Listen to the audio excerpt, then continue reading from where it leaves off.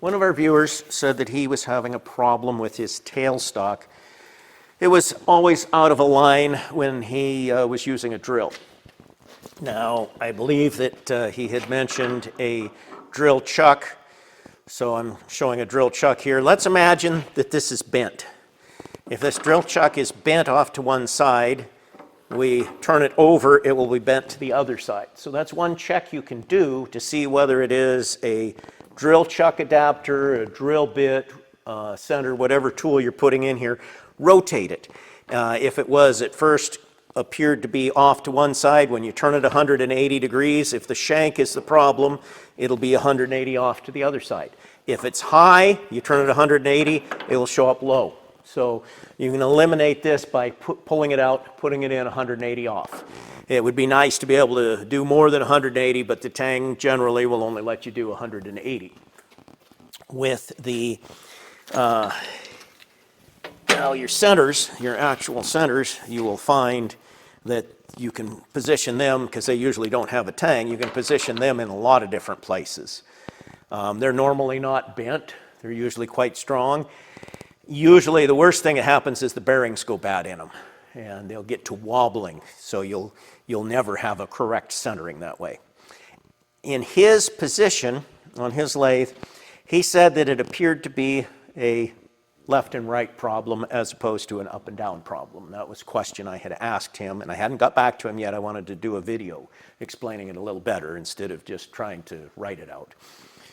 So if his is not a bent chuck, if it's not a problem that way, the next one is you adjust your screws here. So your tailstock has adjustment to it, back and forth. And you have a screw on both sides. They either push or pull, depending on whether they're threaded into a little center block or whether they're pushing against a solid one. Different machines are different.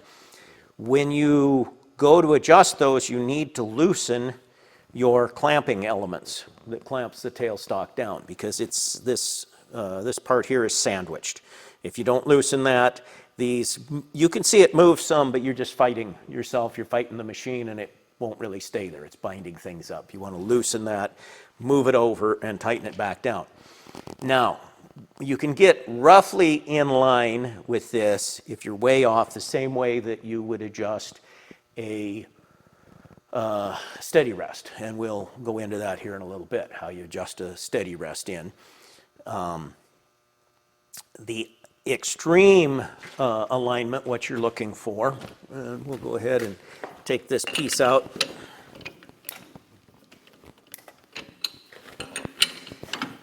And if we're looking to get it extremely accurate, as far as where we're at, we'd have that end down there, and then this one here, say that we're canted off this way. Well, obviously the tailstock needs to go away. And how did we know that we're canted off this way when it's just a little bit? Well, we took a turn on it, and we noticed that it was smaller here, because this part is closer, than it was down towards the other end. So when you see it that it's smaller here, and you measure from here on down to the other end, and you can see how many thousandths it's off in size, you need to move your tailstock half that much, because you're moving according to the radius. Now, when you move it, I like to put an indicator on the part here. You can put an indicator on the part, and you can put an indicator on the tailstock itself. On the center, you can put it in multiple places. It doesn't hurt at all to have extras. I like having one on the stock so that I know when I'm all done adjusting, because it's usually when I'm making a quarter or a half a thousandths movement for a very fine amount of difference in taper. They're not off a whole lot for the most part.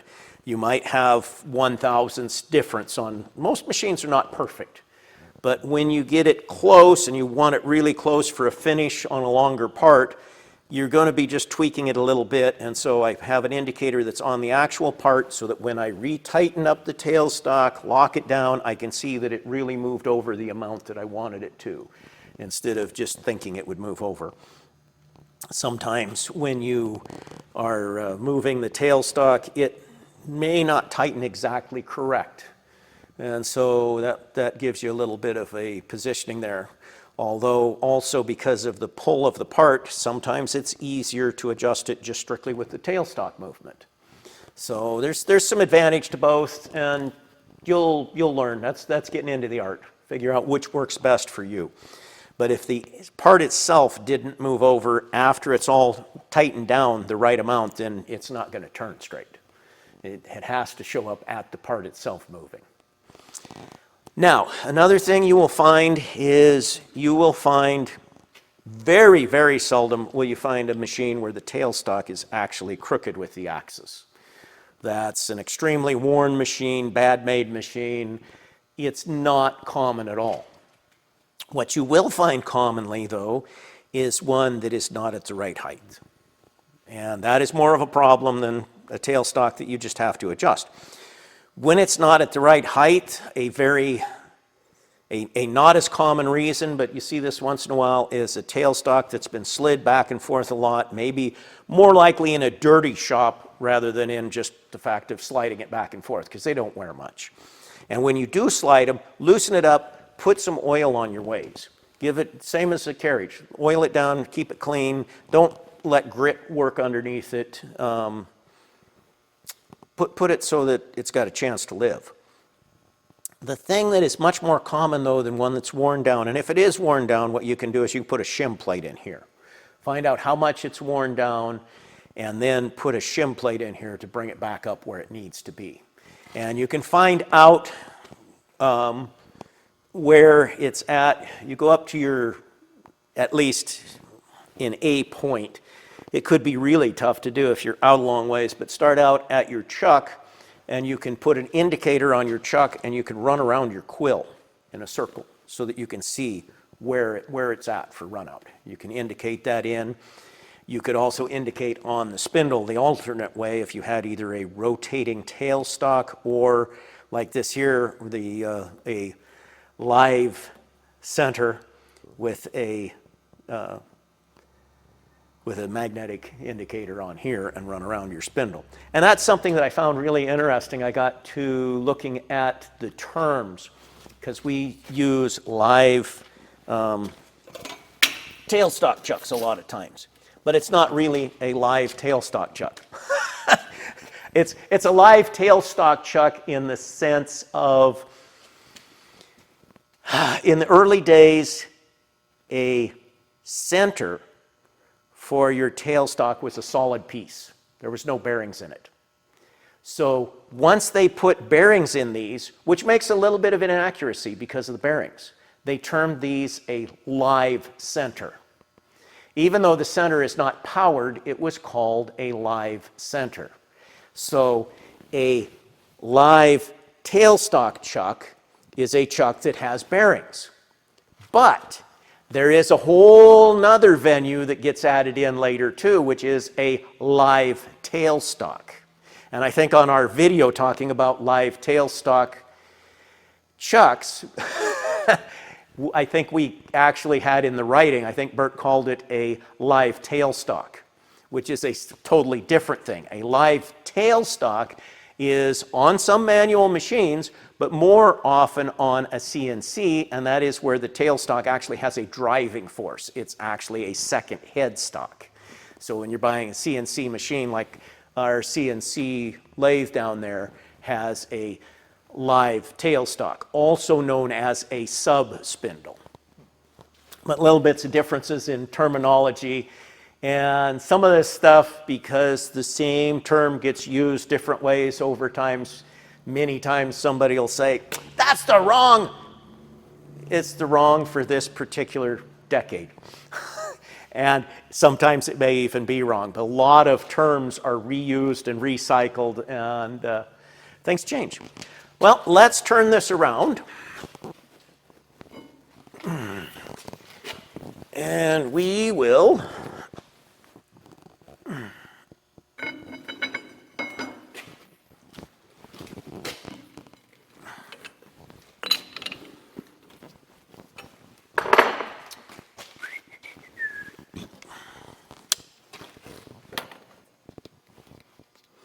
Bert thought I was going to have him do this. It should be pretty close now. Yeah, it should be. Okay, 65, way up.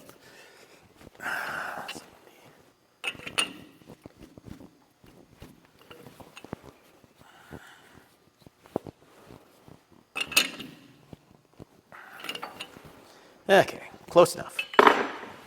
And about 3/4 of a thousandth. We had it within a half last time, which was when Bert did it. We did the same demonstration the other day. We lost the video file. So that was why everything was kind of set up close, because it was close. Okay, a steady rest. And yes, we need to describe steady rests a little bit. This is an old school style steady rest, and that's just softer metal. Writing, it could be, these are probably cast iron. I honestly don't know. Yeah, I think that's cast iron. Came with the lathe. Cast iron makes a reasonable bearing surface because of the graphite that's naturally in it. And as you keep oil on it also, the graphite will hold the oil and it will soak in with the graphite. But you really do still want to oil it. You don't want to just have the graphite in there. It will wear away quickly. Bronze, brass is real common for those. There's also rollers. And we have this one over here is a decent one with rollers in it. If you have one with rollers, most of the new ones are not good. Most of the new ones, even some of the name brands, which I won't say, because I don't want to discriminate against the quality, as I've seen almost all of the good name brands nowadays when their new steady rests come with garbage rollers. What they do is they just put a ball bearing in here. And you'll see a lot of updates that people have for lathes too, where they tell you how to make little things with ball bearings on here. Well, ball bearing on here is garbage. The outer race is too thin. The single point pressure, when you're on here, it will break. And I've been at shops where they had just stacks and stacks of bearings to replace these with. And instead, I milled out new blocks, made them heavier, bigger, and put regular cam follower rollers. That's what these are called. The actual real rollers that should be on these, they're cam follower rollers. And there's two styles of cam follower rollers. There's flat ones and there's crowned ones. If you're not putting a lot of pressure on it, you will find the crowned ones are nicer. They don't pull as much. They will be more, but the crowned one, since it is basically a very small amount of pressure area in the middle, if you're doing heavy, heavy work, you need the full face. And you won't get the full face contact with a crowned cam follower roller. But a cam follower roller is a good addition to that. The problem, the bigger problem with the rollers, and I tend to like the solid ones overall, is getting this aligned. If you have, and I made a complete steady rest one time at one place I was at, and I made it with square rectangular, which is the old Monarch style. It's where I got that from. Some of the other brands too, but the old Monarch style. I made these square, rectangular actually, and that made it real nice. So it lays in and you know where you're lined up square here too with the axis of the lathe. So there's no problem with these skidding because of being slightly off. The round ones, which are common, cheap to make, normal thing they do today, it just has a little slot in it and there's a screw in there and it can move back and forth a little bit. It doesn't take a whole lot of being off for that roller to skid a little bit on your shaft and not ride perfectly. Actually, with the rectangular one I made, I had scale built on the side so you could tell where you were going at for diameter. And I also had the end screw on it, which I saw on, we had that on our Monarch. One of our Monarchs had that years ago. The side is totally open. You make a frame with this open, a rectangle, and you take the end of your adjusting screw here and you just have a round T area and you make a T slot on the other piece so you can change it from the side to different sizes, because normally on your steady rests as you get out in large size, instead of having it big arms sticking out, you have different sizes you put in. And so you could change the different sizes by just sliding it in and pulling it out. And anyway, it worked out real nice. I don't have it here. It was at a shop I was working for. So when we're first setting up our steady rest, we have our piece dialed in, turn our lathe on, and now we did notice that before I turned the lathe on, I had taken the chuck key out and I had not let it accidentally turn itself on. I had actually intentionally turned the switch on and then engaged the clutch. We will see that it's wobbling a little bit here. Put some oil on it for lubrication. Oil, that's another thing. We'll just stop right there and go over to another second. I use oil on this. I used to use grease. You can use multiple types of lubricant. The advantage to the grease is it stays on here. The disadvantage is any chips that get into it tries to pick the chips and put them into the surface. Don't oil rollers. Your rollers, if you oil them, they will try and slip on the surface and make flat spots. They don't really let your roller. You want that friction with. You can grease the center of the roller where if it's got a re-greasable portion, but don't grease the surface. Don't oil it. Now this over here is one we added an oiler onto.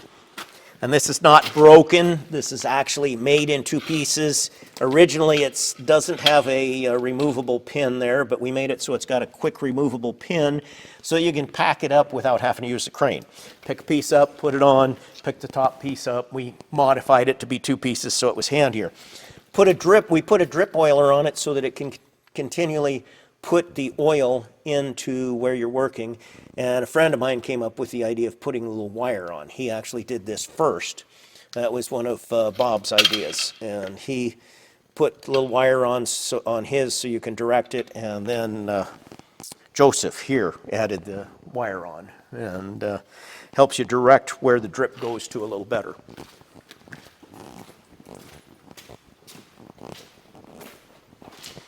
So again, look at the lathe, make sure that there's nothing in the way. Intentionally turn it on. Intentionally pull the clutch. Okay, and we see how the shaft is running out. And we see that the steady rest arm here is running out. We run this up until it quits running out. Then we can bring up, we see the shaft is still running out a little bit. We bring up the other arm. And now we have it centered. Now that is centering it for the natural position of the shaft, and then you bring your top one down just to where you touch the oil film. And I would say one of those is not quite, yeah, that one was, because I felt a little more tightening there. And that will not get you perfect. It will get you somewhere in the range. Actually, I totally missed that one. That's what was wrong. I just thought I saw it moving stuff. Okay, that looks better. Now, when the top one came down, it was smooth. Okay. I had thought I felt it on the back one, and I didn't. It was actually just a dirty thread. So, yeah, we all make boo-boos now and then, and I did not get that correct. But here is the secondary way for centering. Then this is a little more accurate. I'm going to throw this way off center on purpose. So we're running way off center. What you do, and it's the same thing you could do for rough checking your tailstock up at the headstock if you just have a piece in the headstock. So we come up here and we bring a center drill up, and we know we're wrong, and it makes a circle. So now that we have a circle, now we shut off our spindle.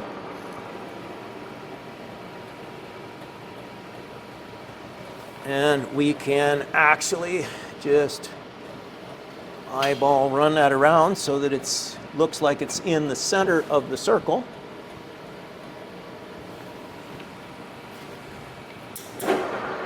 And then we can drill again. And if we got it wrong, it will make a pivot, make a little point. In fact, there's a little point in the center right now, so I'm not perfect yet. And we can go a little bit that way. I forgot, we should have grabbed some other metal or got the air tool here. But you can see now that there's no point in the center now sticking up. So we're lined up pretty good. The center drill works as a lathe cutter. So it will actually come in here and it will cut true to this surface that it's running on, even if it's still a little bit off center. Because this is running true. That's a bearing point with those 3 oiled surfaces, and it will be cutting true even if we're off center. And we will go ahead and grab our air hose here. Reason being, I want to blow that stuff off and show.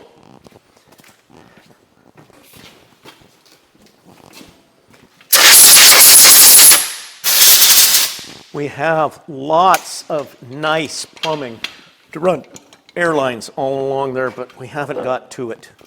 We have a long, long list of projects around here, and many of them that we're just not doing yet, not getting done. Okay, so I'm going to come up there. I'm going to release the steady rest, bring up the center, snug it up. We're going to put an indicator on there.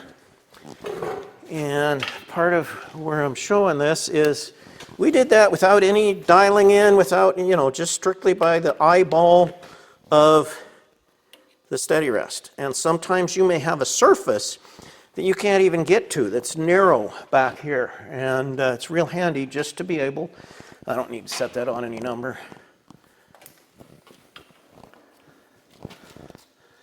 And it is now running out, which makes me wonder, does the center run out? Is our center hammered? Oh, our center's not good. Yeah. Yep, something's happened to that center. Let's put a different center in here. That is sad.